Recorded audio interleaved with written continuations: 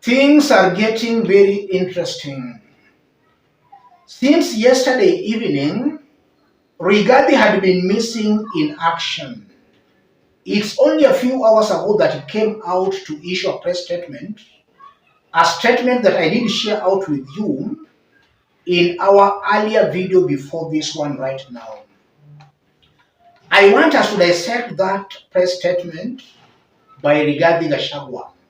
But before we do that, let's listen to Rigathi Gachagua as he started off the press statement. Listen to this. Monday, the 18th May 2025, I received intelligence reports that President William Ruto had ordered that I be dealt with once and for all. At about 2:30 p.m., we received further intelligence from the deployed patriotic officers who are not in agreement with the information that they had clear instructions to plant arms and weapons in our convoy to provide evidence to arrest us and get evidence that they could charge us with in court. After about 30 minutes, the killer squad was joined by their counterparts who are highly trained in the use of biological weapons. The instructions were to poison me through inhaled chemicals that would paralyze my brain within 3 months. This was the intent and the purpose of the whole operation. Let's put the press statement into perspective. If you are watching us but you have not yet subscribed, subscribe, give the video a like. Let's proceed. Let's have a look at that photo there. That was Rigathi Gachagua issuing a press statement, and I've counted those people, including Rigathi Gachagua. There are about 18 to 20 people. Except for Cleophas Malala, almost all those people standing by Rigathi Gachagua are people from the mountain. If you remove Cleophas Malala, all those other individuals are people from the mountain. I'm seeing Jane Kihara there, Ketu Waruguru. I'm seeing Kirinyaga Women Rep. I'm seeing Mukunji, Koimburi. I'm seeing Tamwa, Muranga Senator there, Laikipia Senator, Kirinyaga Women Representative, Tetu MP, among those other leaders. Almost all those leaders are from the mountain. That also speaks a lot about Rigathi Gachagua. Rigathi's mind has not yet been liberated from the mountain. He still sleeps the mountain, thinks the mountain. He still has a village mentality. We were expecting to see some people from coast, western, Ukambani, Masai, Nyanza, Kisii, but we are only seeing people from the mountain. Kalonzo is missing in action.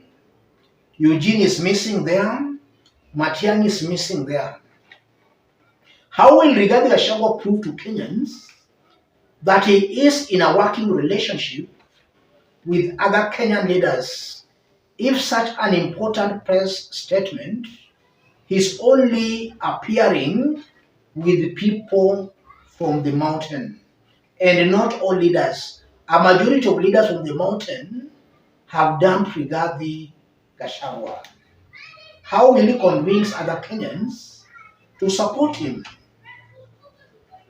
Rigathi is very tribal. And then secondly, Rigathi is saying this: Sunday, 18th May 2025, I received intelligence reports that President Ruto had ordered I be dealt with once and for all. Once and for all. Sometimes back, Rigathi promised to deal with Raila Odinga once and for all. And he used those words, once and for all. The same word is now using today, saying Ruto had ordered for him to be dealt with once and for all. Rigathi loves these words, once and for all. And that raises some questions as to the authenticity of the order that was given by William Ruto, if at all an order was given. I'm not disputing that an order might have been given, but why these words once and for all? The person known to be using those words is none other than Rigathi Gachagua. So he might have as one been just lying to Kenyans. He's the one who has been using these words consistently. So he might just be lying to Kenyans. William Ruto might have just given an order or an okay for him to be arrested, but I don't think for him to be dealt with once and for all. Because once and for all again means he was to be killed.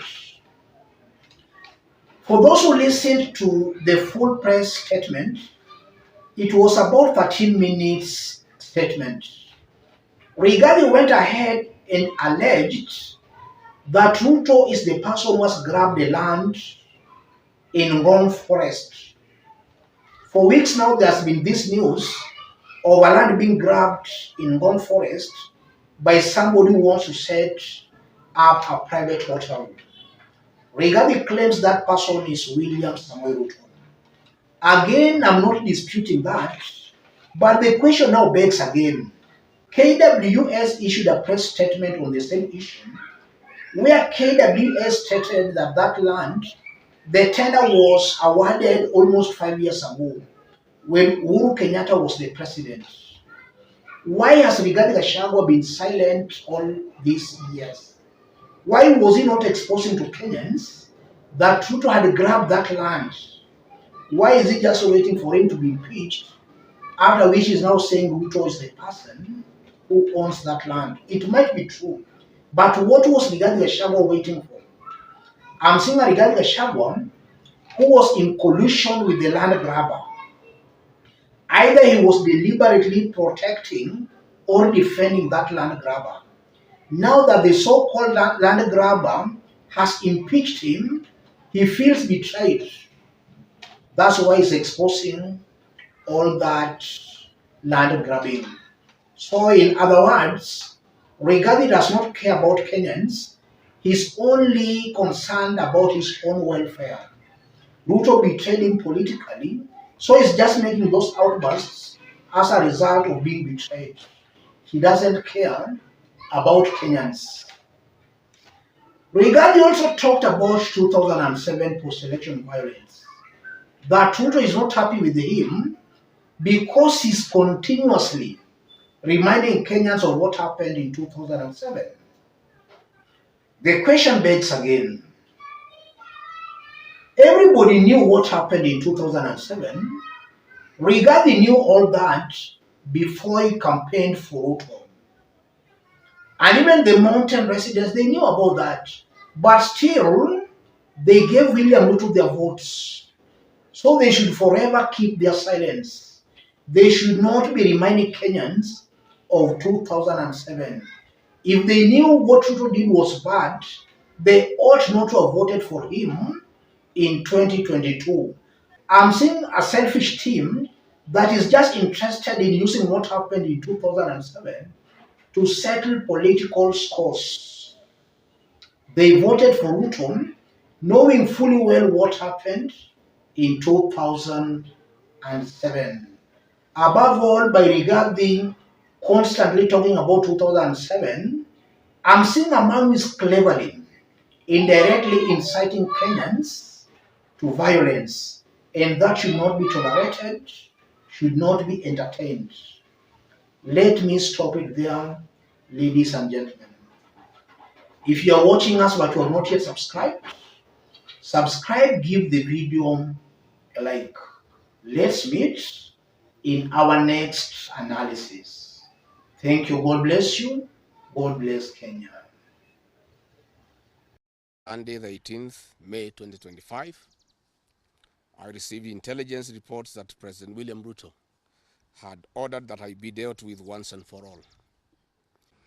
At about 2:30 p.m., we received further intelligence from the deployed patriotic officers who are not in agreement with the information that they had clear instructions to plant arms and weapons in our convoy to provide evidence to arrest us.